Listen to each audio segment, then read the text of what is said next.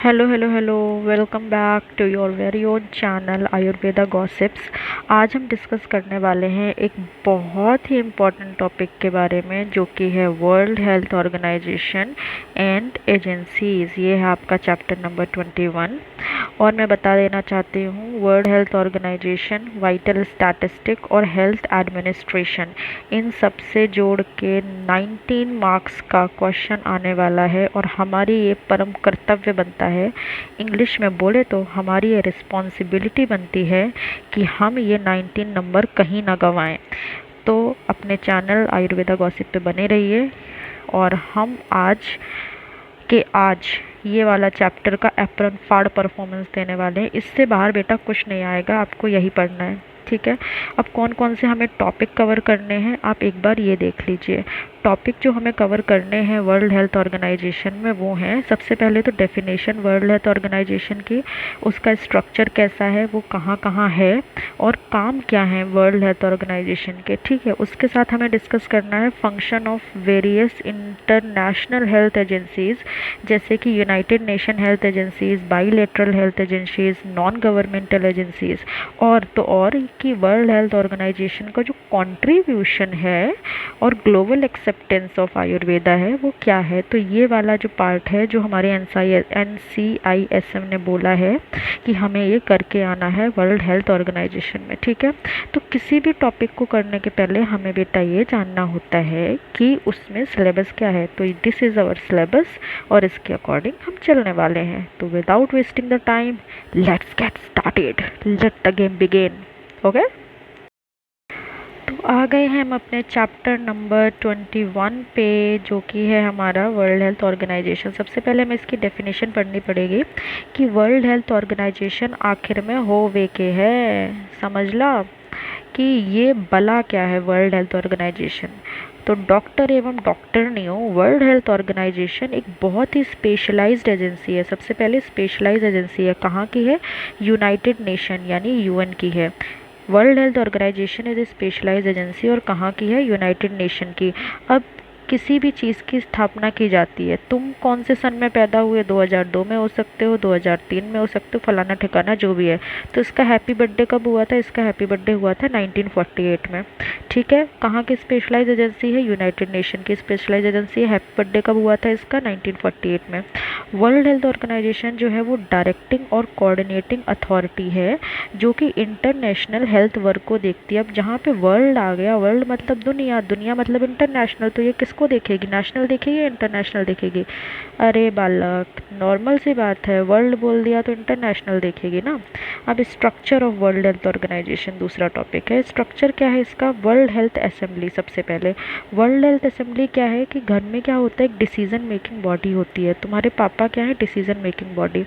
तो supreme decision making body है तुम्हारी वर्ल्ड हेल्थ असेंबली। इसकी साल में एक बार मीटिंग रखी जाती है और इसके मेंबर कितने हैं। अब तुम्हारे घर में कोई हैप्पी बर्थडे होता है तो मोहल्ले के, ऐसा थोड़ी ना है सारे लोग बुला लिए जाते हैं, मोहल्ले के कुछ लोग बुलाए जाते हैं। तो इसमें कितनी कंट्रीज़ बुलाई जाती हैं, 194 कंट्री। अब देखो 2 नंबर आ गए हैं। हैप्पी बर्थडे कब हुआ था, 1948 में। कितनी कंट्रीज़ बुलाई जाती हैं, 194 कंट्रीज़, ठीक है। तो वर्ल्ड हेल्थ असेंबली जो है वो सुप्रीम डिसीजन मेकिंग बॉडी है, साल में एक बार मिलती है। और कितने मेंबर बुलाए जाते हैं, 194 कंट्रीज़ के मेंबर को बुलाया जाता है कि चलो आओ बहन चुगली करें। अरे नहीं, चुगली करने के लिए नहीं बुलाते हैं भाई, मीटिंग करने के लिए बुलाते हैं, ये मत लिख के आ जाना, ठीक है। अब फंक्शन क्या है इसका, पॉलिसीज़ बनाई जाती है वहाँ पे, बजट को अप्रूव किया जाता है और अपॉइंट किया जाता है डायरेक्टर जनरल को, ठीक है। क्या क्या होता है, पॉलिसी बन गई, पॉलिसी के बाद बजट अप्रूव किया जाता है और अपॉइंटमेंट किया जाता है डायरेक्टर जनरल को।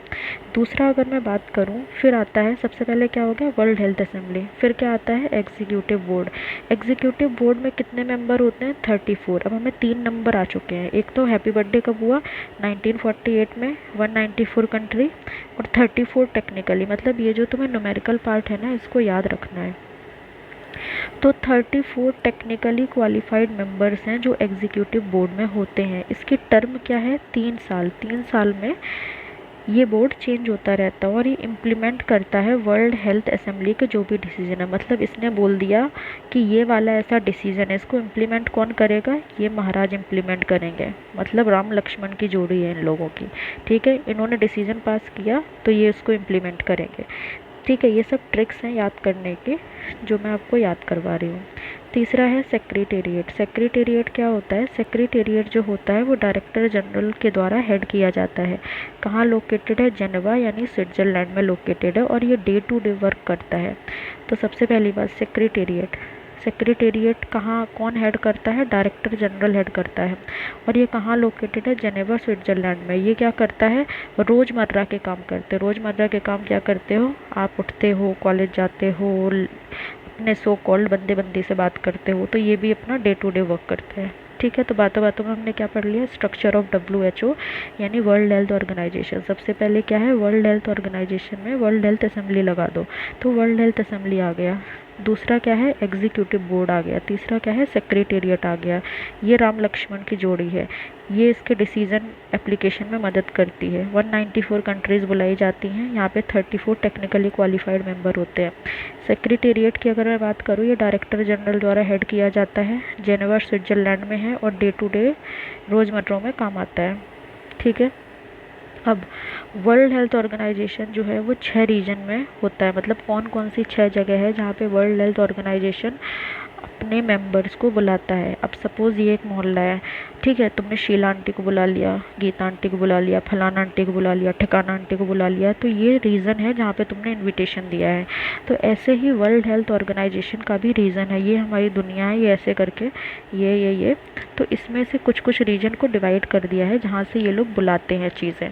ठीक है, सबसे पहले अफ्रीका यानी AFRO, अफ्रीकन रीजन जो है उसको AFRO दे दिया। अफ्रीका होगा तो अमेरिका भी होगा, यानी अमेरिका से AM आ गया। ठीक है, तो अफ्रीका अमेरिका तो याद रख लो, अफ्रीका सा AF और अमेरिका का AM। ठीक है, फिर आ गया south east Asia. South east Asia का क्या होगा? SEA। यूरोप, यूरोप का क्या होगा? EU। ईस्ट मेडिटेरेनियन का क्या होगा? EM। और वेस्ट पैसिफिक का क्या होगा? WP। ठीक है, तो इसको ऐसे याद करो, अफ्रीका होगा तो अमेरिका भी होगा। ठीक है, अफ्रीका होगा तो अमेरिका भी होगा। अब तुम्हें पता है इंडिया भी पीछे नहीं है। इंडिया कहाँ आता है? South east Asia.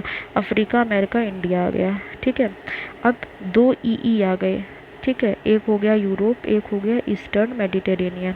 और फिर आ गए वेस्टर्न लोग, लोगों को वेस्टर्न ड्रेसेस पसंद है ना, तो वहाँ से वेस्टर्न लोग कर देना। तो हमारा कौन आ गया? अफ्रीका, अमेरिका और इंडिया।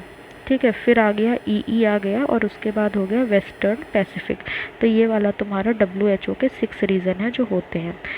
कोई भी चीज़ होती है तो उसके कुछ फंक्शन होते हैं। ऐसा थोड़ी ना कि घर में दादाजी कुछ काम नहीं करते हैं या घर में तुम्हारी बुआ जी कुछ काम नहीं करती हैं। उनके कुछ फंक्शन होते हैं। बुआ का काम है आग लगाना, ठीक है, दादाजी का काम है हुक्म चलाना। ऐसे ही फंक्शन ऑफ WHO क्या है कि अलग अलग फंक्शन होते हैं। तो इनके फंक्शन है इंटरनेशनल हेल्थ लीडरशिप। मतलब अक्खा दुनिया में जो हेल्थ की बातें चल रही हैं उस पर ये लोग बताते हैं कि क्या करना चाहिए क्या नहीं करना चाहिए। जैसे अभी अपना वो हुआ था ना, कोविड हुआ था, तो वर्ल्ड हेल्थ ऑर्गेनाइजेशन का बहुत ही इम्पोर्टेंट रोल था उसमें डिजीज़ को कंट्रोल करने के लिए। मैंने बोला ना कोविड वाली बात, अब देखो आ गई, अब आ गई तो खुद सुन लो। तो disease control eradication programme health research को प्रमोट करते हैं। कोई भी हेल्थ रिसर्च, हमें ये वैक्सीन बनानी है, ये रिसर्च हो रहा है इस कीटाणु पे, तो उसका प्रमोशन करते हैं। ग्लोबल हेल्थ स्टैंडर्ड को सेट करते हैं। टेक्निकल असिस्टेंस देते हैं हमारी कंट्रीज़ को। हेल्थ स्टैटिस्टिक का कलेक्शन करते हैं। मतलब जो भी हेल्थ बारे में स्टैटिस्टिक है, मतलब ये जो ऐसे तुम देखते हैं ग्रोथ हुई है या कम हुई है, तो उसका ये लोग कलेक्शन करते हैं। इमरजेंसी रिस्पॉन्स यानी पैंडमिक और डिसास्टर में ये लोग जाके मदद करते हैं। जैसे बाढ़ आ गई, फ्लड आ गया या सूखा पड़ गया, तो ये लोग वहाँ जाते हैं, रेस्क्यू करते हैं। तो वर्ल्ड हेल्थ ऑर्गेनाइजेशन बहुत ही अच्छा काम कर रही है। ठीक है, अब बात करते हैं मेजर वर्क ऑफ WHO। ये तो कॉमन वर्क हो गया। मेजर वर्क क्या किया इसने? जो अक्खा दुनिया में स्मॉल पॉक्स है ना 1980 में, उसका इरेडिकेशन किया है इन्होंने। Global fight against malaria, tuberculosis और HIV एड्स, इन सब बीमारियों से ये मिलके लड़ रहे हैं। सबसे पहले स्मॉल पॉक्स को बोला शू, भग जा यहाँ से, ठीक है, तो उसको भगा दिया। फिर ग्लोबल फाइट अगेंस्ट मलेरिया और ट्यूबरक्लोसिस चल रही है। एक्सपेंडेड प्रोग्राम ऑन इम्यूनाइजेशन, हम लोगों को इम्यूनाइजेशन यानी शक्ति प्रदान करने वाली बात चल रही है। इंटरनेशनल हेल्थ रेगुलेशन, हेल्थ के जो भी पैरामीटर है उनको रेगुलेट किया जा रहा है। कोविड-19 पैंडेमिक रिस्पॉन्स, कोविड-19 में जो हुआ था इसमें उनका बहुत ही महत्वपूर्ण योगदान हो, तो जय हो डब्ल्यू हेल्थ ऑर्गेनाइजेशन की, ठीक है। सबसे पहले स्मॉल पॉक्स को भगा दिया, कोविड को भगा दिया, फिर मलेरिया, ट्यूबरक्लोसिस और एचआईवी एड्स को भगा दिया, ठीक है। अब हम बात करते हैं इंटरनेशनल हेल्थ एजेंसीज़ की, और भी जो इंटरनेशनल हेल्थ एजेंसीज़ हैं वो कौन कौन है। डेफिनेशन, ऐसे ऑर्गेनाइजेशन जो कंट्री टू कंट्री काम कर रहे हैं global health through funding, technical support, research और पॉलिसी।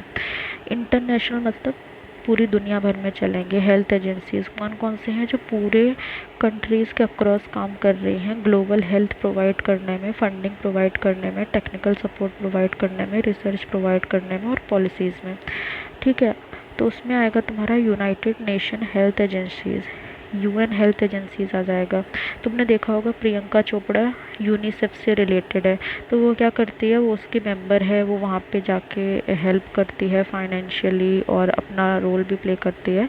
तो उसका जो यूनिसेफ का रोल है वो यहाँ पे डिस्कस किया गया है, तो प्रियंका चोपड़ा से यूनिसेफ याद कर लेना, ठीक है। यूनिसेफ का फुल फॉर्म क्या है, United nation children fund. Focus क्या करता है, चिल्ड्रन की और चाइल्ड और मैटरनल हेल्थ पे फोकस करता है, बच्चों को उनके राइट्स और वेलफेयर के बारे में बताता है, हेल्थ और न्यूट्रिशन के बारे में बताता है, कौन कौन सी एक्टिविटीज़ करते हैं। अब बच्चे हैं तो इम्यूनाइजेशन प्रोग्राम तो होंगे, न्यूट्रिशन सपोर्ट भी होगा, education, sanitation, malnutrition, prevention and treatment, ये सब आएंगे। तो सबसे पहले इम्यूनाइजेशन, न्यूट्रिशन सपोर्ट, एजुकेशन और sanitation, malnutrition, prevention and treatment. UNDP यानी united nation development programme focus क्या करता है, डेवलपमेंट ऑन पॉवर्टी रिडक्शन, मतलब हमारा विकास हो और जो दरिद्रता है वो दूर हो। United nation development Programme support करता है हेल्थ इंफ्रास्ट्रक्चर को और पॉलिसी को। यूएनएफपीए यानी यूनाइटेड नेशन पॉपुलेशन फंड, ये क्या करता है, पॉपुलेशन की बात आई है तो रिप्रोडक्टिव हेल्थ का नाम आएगा, ठीक है।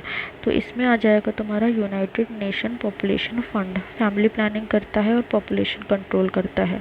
वर्ल्ड हेल्थ ऑर्गेनाइजेशन यानी प्राइमरी हेल्थ एजेंसी है ये यूएन की, अभी जिसके बारे में महाराज हम बात करके आए ना, सब गुड़ गोबर कर दोगे तुम, ठीक है। वर्ल्ड हेल्थ ऑर्गेनाइजेशन के बारे में अभी तो बेटा पढ़ के आए हैं, उसी के बारे में बात करें, इसके बारे में हमने अभी 5 मिनट की कथा सुनाई थी। अब वर्ल्ड बैंक क्या करता है, ये लोन प्रोवाइड करता है हेल्थ प्रोजेक्ट के लिए, सपोर्ट करता है हेल्थ सिस्टम और स्ट्रेंथनिंग को। अब ये फोकस क्या करता है, फोकस करता है न्यूट्रिशन और फूड सिक्योरिटी को, प्रिवेंट करता है माल न्यूट्रिशन को। सातवां है तुम्हारा यूनाइटेड नेशन एनवायरनमेंट प्रोग्राम, ये हमारा डिस्कस करता है कि एनवायरमेंटल इश्यूज़ हमारे हेल्थ पे ना हो। बाईलेटरल हेल्थ एजेंसीज, बाईलेटरल मतलब बाई आ गया तो मतलब दो चीज़ें कुछ होंगी। अब कौन कौन सी दो चीज़ें होंगी, aid given from one country to another, they operate as government based organisation that provide the financial, technical and logistic support to other country. मतलब एक कंट्री पैसा देगी गवर्नमेंटल बेस्ड ऑर्गेनाइजेशन की तरफ, वो सपोर्ट करेगी दूसरी कंट्री को, इसीलिए बाईलेटरल बोला है, क्योंकि एक का सहयोग दूसरे का साथ बन सकता है। अरे वाह, मैं तो भाषणबाजी भी करने लगी। हाँ ठीक है, जो भी है। एग्जाम्पल, यूएसएआईडी यानी united nation agency for international development, ये क्या बोलती है कि ये सपोर्ट करता है मैटरनल और चाइल्ड हेल्थ को, एचआईवी प्रोग्राम में, इन्फेक्शियस डिजीज़ कंट्रोल में। यानी यूएसएआईडी क्या करेगा, ये यूनाइटेड नेशन एजेंसी है इंटरनेशनल डेवलपमेंट के लिए। DFAT यानी डिपार्टमेंट ऑफ फॉरेन अफेयर, ये क्या करेगी, हेल्थ सिक्योरिटी और रिसिलियंस पे काम करेगी। फिर है तुम्हारे जीसा यानी जापान इंटरनेशनल कॉरपोरेशन। यार बेटा आपको ना ये नाम याद करने हैं, बाईलेटरल में अगर आ गए ना ये 4 नाम बोलने हैं, ठीक है, तो ये आपको याद करने हैं। जीसा यानी जापान इंटरनेशनल कॉरपोरेशन एजेंसी, यानी हेल्थ इंफ्रास्ट्रक्चर और ट्रेनिंग में मदद करेगी।